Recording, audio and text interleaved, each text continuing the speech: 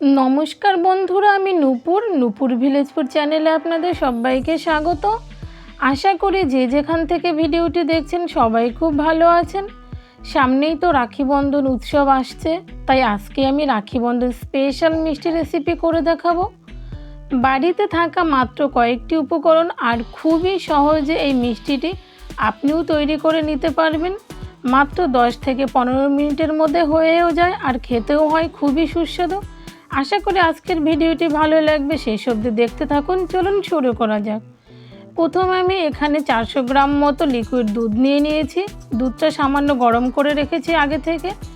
এবার খুব সুন্দর করে ফুটিয়ে নেব।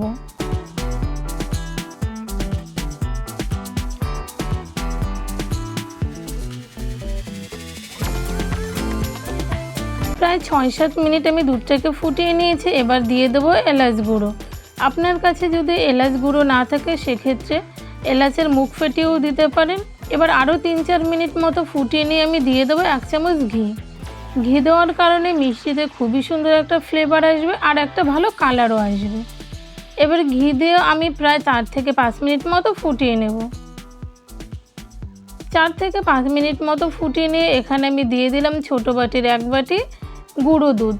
গুঁড়ো দুধটা দিয়ে অনবরত নাড়তে থাকবেন, নয়তো গুঁড়ো দুধটা দলা পাকিয়ে যাবে।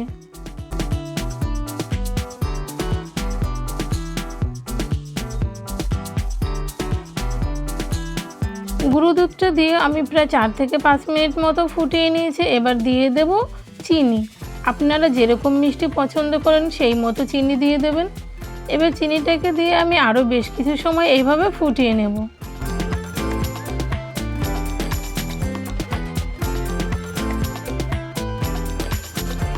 আরও প্রায় 3 থেকে 4 মিনিট মতো ফুটিয়ে নিয়েছি। দেখুন কীরকম ঘন হয়ে এসছে। যেহেতু গুঁড়ো দুধ ব্যবহার করেছি তাই একটা ঘন হতে খুব বেশি সময় লাগে না। এখন আমি এখানে অ্যাড করব ছোটো কাপের 1 কাপ ময়দা। ময়দাটা দিয়েও অনবরত নাড়তে থাকবেন, নয়তো দলা পাকিয়ে যেতে পারে।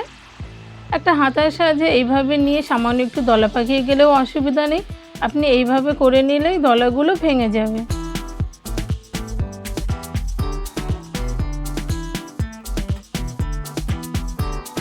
ছোট ছোট যে দলাগুলো পাকিয়ে গেছিলো সেগুলো আমি এইভাবে হাতার সাহায্যে ভেঙে নেব।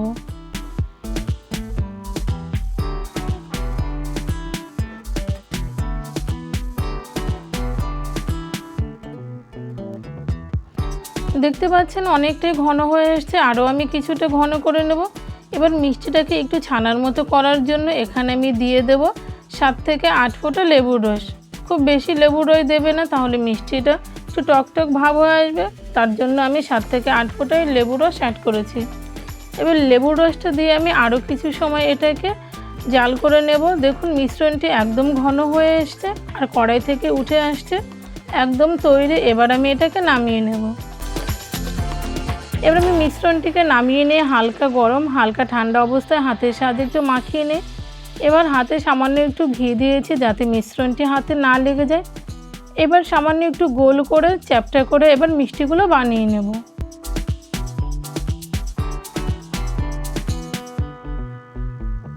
আপনার যেরকম শেপ পছন্দ সেই মতো শেপ এখানে দিতে পারেন। দেখুন আমি একটা বানিয়ে নিয়েছি, খুবই সহজ আর হয়েও যায় খুব চটজলদি। আমি আরেকটা বানিয়ে নেব। এইভাবে আমি বাকি সবগুলোকে বানিয়ে নেব।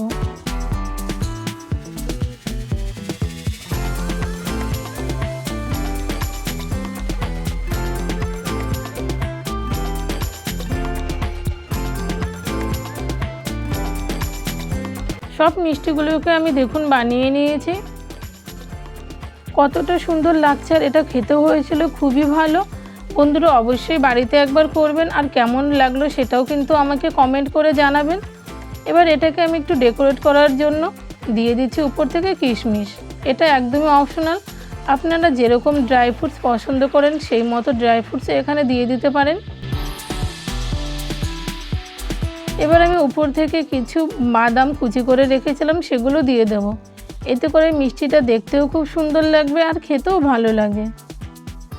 দেখলেন তো বন্ধুরা, মাত্র 10 থেকে 15 মিনিটের মধ্যে কত সুন্দর একটা মিষ্টি রেসিপি তৈরি হয়ে গেল। অবশ্যই বাড়িতে একবার এইভাবে করবেন আর আমাকে জানাবেন কেমন লাগলো। আমার এই ভিডিওটি যদি আপনাদের একটুও ভালো লেগে থাকে অবশ্যই একটা লাইক করবেন, কমেন্ট করবেন, বন্ধুদের সঙ্গে শেয়ার করবেন। আর আমার চ্যানেলটি এখনও না সাবস্ক্রাইব করা থাকলে অবশ্যই সাবস্ক্রাইব করে অল নোটিফিকেশন অন করে রাখবেন সমস্ত নতুন রেসিপির আপডেট সবার আগে পেতে। সবাই খুব ভালো থাকবেন, দেখা হবে নতুন একটি ভিডিওতে। টাটা।